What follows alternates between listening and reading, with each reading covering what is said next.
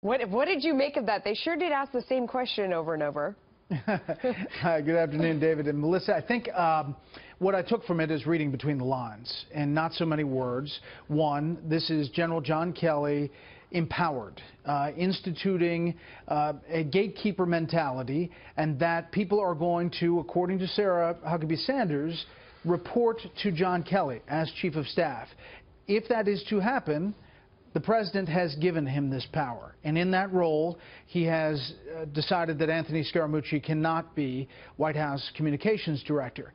I think the reason they were asking so many times is because the statement said that Scaramucci had come to the conclusion that he wanted to step aside. Well, that doesn't seem to line up. The statement doesn't line up with the President was upset with his interview with the New Yorker, and that General John Kelly essentially said this is not going to pass. So I think that eventually we got to the truth there in that press conference. Yeah, and it did seem to be pretty plain by the end that General Kelly is in charge. I mean, that was the question this morning as he took over, is everyone going to report to him, including Jared Kushner? I mean, all of those questions came out, and as it settled, it seemed like, yes, he is absolutely 100% in charge of everyone.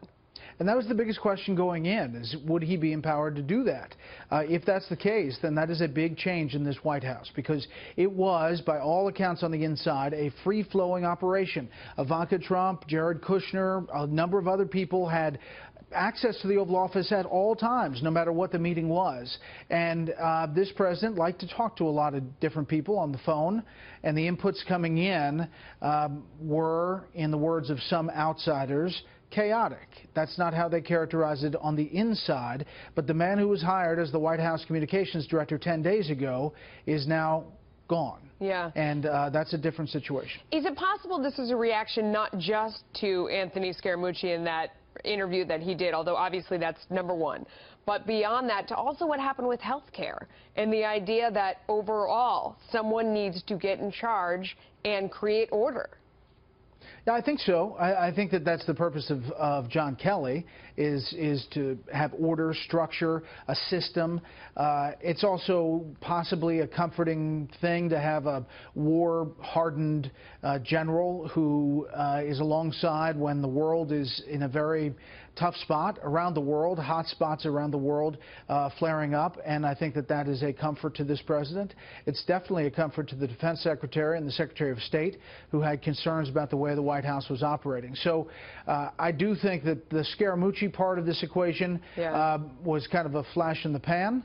And as exciting as those 10 days were, his official start date was August 15th, believe it or not, so he never made it to the official start of his White House time. Interesting, and it'll be interesting for us on the business side to see what the tax implications are are in terms of the sale of his business, and that if you go to work for the White House, you don't have to pay the same tax on that. I don't know. This is a business channel, so we're all interested in that kind of stuff. Yeah. You know, there were people criticizing already. You see them on social media saying, with all the things we have going on right now, the press conference started with that very serious situation that's going on in Venezuela, America's response to that, and then challenging, you know, the administration on if they have the same stance when it comes to other countries who are oppressing their people. But it quickly turned to this other issue, which I guess in many ways sets the stage. What are your thoughts on that?